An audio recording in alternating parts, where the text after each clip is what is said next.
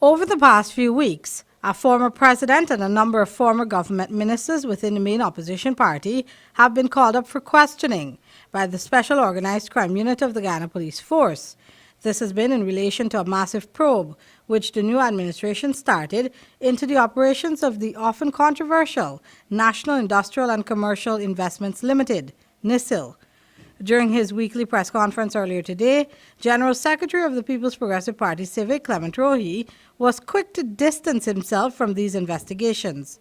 Well, what I understand is they've been calling in people who are associated with NISIL.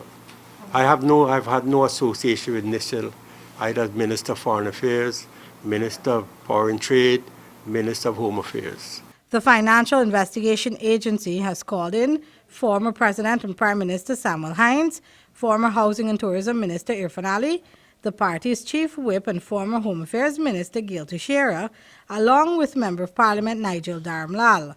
The most recent summon for questioning was bestowed upon former head of the Presidential Secretariat, Dr. Roger Luncheon. The persons whose names you've seen mentioned in the media are the persons who've been called in thus far.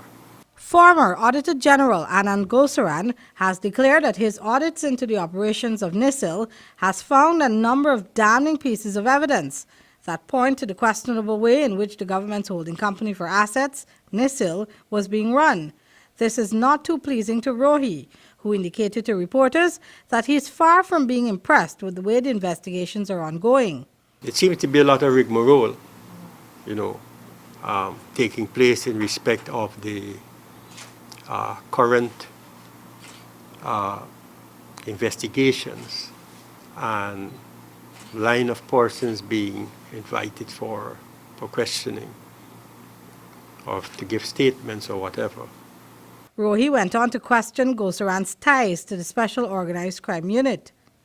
I understand that Mr. What's his name, the man that's carrying out the audit, Gulsaran, has an office at the Socu headquarters, which I find very unusual. Why should Mr. Gulsaran be ensconced in the office of the financial investigator? Nonetheless, ever since the coalition government took office back in May of last year, numerous audits were launched into a number of state agencies and ministries so as to sniff out corruption.